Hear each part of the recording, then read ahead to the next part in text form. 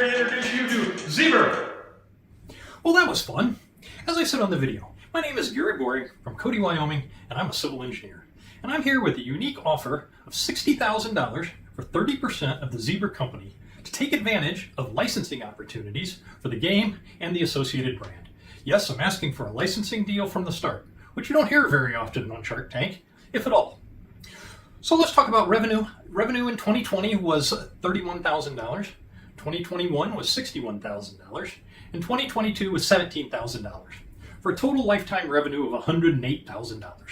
Now I know that doesn't sound like much, but it does represent a full shipping container of games out in customers' hands with a return rate of only 0.5%. So it shows that customers are playing the game, there is some demand out there, and they enjoy playing it. But our model moving forward is not to manufacture, distribute, and sell the games. There's companies out there that can do that way better. The model going forward is licensing of the IP, the intellectual property, the 2 patents and the trademark of Zber. So licensing would envision being licensing the game, as I said, with the utility patent and the design patent, licensing the game for a toy manufacturer, sporting good manufacturer, sporting goods store, to use their existing channels to manufacture and distribute the game. The second way is for the white space. As you'll see, we'll talk about it more in the video. It's got a lot of white space to license to NFLs and sporting good teams. And the third way is the Zber name. It's a unique 4-letter trademarked name. It's kind of fun with the Zber in there. And so would be license that to other sporting good games that may come along, clothing, apparel, whatever we can dream up to maybe take advantage of the trademark and the Zber name. So, now you're probably asking yourself, what the heck is Zber? Well, it's a brand new outdoor game that I invented and patented with 3 ideals in mind. Number 1 is we wanted a game that you could play in the dark, by itself, standalone, without any extra lights. And so with our lighted poles and our lighted disc, you're able to do that. And there's hardly any other games out there, lawn games, that you can do that with. The second thing is that we wanted something that was highly adaptable for the whole family, that all ages could play. There's no running, diving, jumping, dodging the ball, any of that kind of stuff. Just meant to be a family reunion, family good game, although you can take it up a notch or 2. And then the third thing is everyone stays together. The rules are designed so that everybody stays together. 6 people can play. And as a group, all 6 people can move together, which really makes it fun for bantering, laughter, and all of that, the way everybody stays together. Not like croquet where somebody was left behind and it wasn't fun for them and it just wasn't very fun. So one of the big things that we really enjoy is the social aspect of it and keeping everybody together. Actually play Zber. First off, you set the course. Zber is a very 3D game, and you set the bubbles according to the player's abilities that are playing and your location. Okay, so you've got your course set. Next, everyone goes to the bag and draws a disc. They're numbered 1 through 6, and I drew number 1, so I'll throw first. Number 2 goes second, and number 3. So number 2 hit the pole, knock the tee over, so they score 1 point. Scoring's very simple in Zber. You only play to 3 and you win the game. So there's no little stubby pencil required, no scorecard required, no pars, no bogeys, no double bogeys, none of that golf stuff. Oh, and by the way, unlike golf, Zber has no out of bounds. Since player number 2 scored the point, they go last. Because it's always an advantage to go first, but they have to go last. So now, player number 3 will go first, then 4, 5, and 6, all the way through until someone hits the pole and scores another point. Pretty simple game, right? Hit the pole, score 1 point, play to 3. But we've added a little strategy in called poison. So say that player's laying there and they've thrown up and they're laying there and they're about to win by hitting that pole. No one wants them to win. You poison them. If you land on them, they're poisoned for that round and they're out. Now they get to come back in on the next round, but for that round, they're out and they can't win the game. So, after a long day of playing Zber on the beach, what do you want? More Zber, but it's getting dark. What do? You let it get darker. And then, voila! Nighttime Zber. With 6 lighted discs and 5 lighted poles, you can play Zber until the sun comes up in the morning. So what do you say, Sharks? Who wants to set our own course together? Well, after all that, you're probably asking yourself, how did somebody invent Zber? Well, it all started with the piece of aluminum irrigation pipe and the neighbors. So they were having a family reunion, people coming in from all over, and I'd always wanted to kind of do a game kind of thing at night. And so there's a piece of 4-inch aluminum irrigation laying in front of my shop. I cut it off and stood it on end and said, wow, we could throw a frisbee at that. And when the frisbee hits it, it'll make a noise and we can score a point. And anyway, it just kind of evolved from a piece of aluminum irrigation pipe in front of my shop. Then it kind of evolved, went to plastic.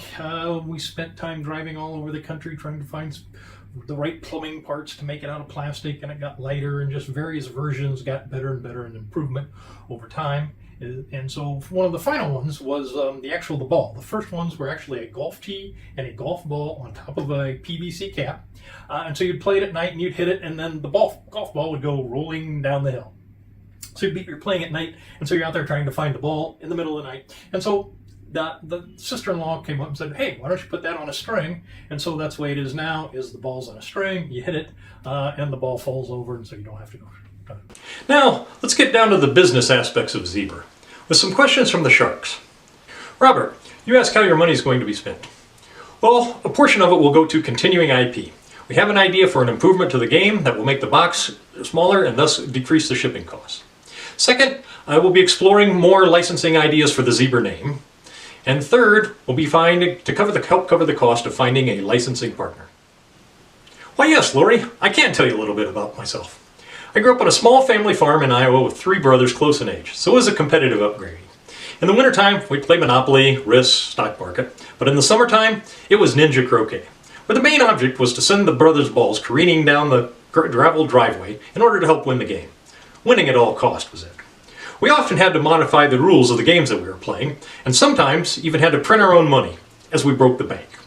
My granny was still playing games at over 100, so my gaming history is long, creative, and the impetus for the creation of Zber.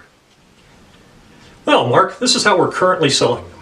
A few online via our own website, but the model going forward would be to have a large outdoor sporting goods company license Zber and take it national or even international. Why yes, Lori, I can explain our IP. My wife and I have invested approximately $100,000 in Zber so far, with over $50,000 of that going to the IP. Attorneys are expensive. The remaining effort went to tooling, prototypes, marketing, and attending conventions like the New York City Toy Fair. So our first patent was a utility patent, and that was issued for the designating the pole number with the lighted 2 holes. So that's a utility patent, no one else can do that item there. The second one was a design patent, and that's the overall look of all 5 poles, with 2 holes, 3 holes, 5 holes, etc. The cap, the whole overall look was the design patent. And the third item that we got was the word Zber, trademarking the word Zber. We're currently provisional and putting in for our logo trademark. Thank you, Barbara. Yes, one of the main challenges has been making this game affordable. That's been one of the primary goals of mine, is keeping this game affordable so families with small children can afford it. Times are tough right now, and I want to keep this game down where the average family can afford it. This is a challenge with all the small quantities that we're dealing with, shipping containers, import duties, marketing a totally unique product. These are all challenges that have had to been overcome. The second hurdle is introducing an entirely new product to the marketplace, while taking the best aspects, the funnest aspects of bocce ball, lighted bocce ball, croquet, horse, and disc golf, and combining them all into one game that makes sense, and then throwing in, and it can be played at night. Yes, Damon, you're right. The branding opportunities are tremendous. With all of this white space on the poles, the discs themselves, there's a lot of opportunities for branding stickers anywhere from high school teams to college sports teams to professional teams, let alone. So Sharks, in closing, I'm here seeking your help and collaboration in getting some ink with a large outdoor sporting goods manufacturer who can scale this game up so we can keep it affordable and get it to the mass market for families. My ultimate joy would be driving along a park on a Sunday, looking over and seeing a family or kids outside having fun playing Zber. But in order to do that, in today's hyperscale world, little entrepreneurs like myself have a tough road to get into that market.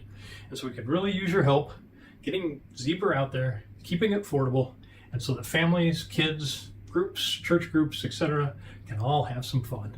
So thank you for your help, and I appreciate it.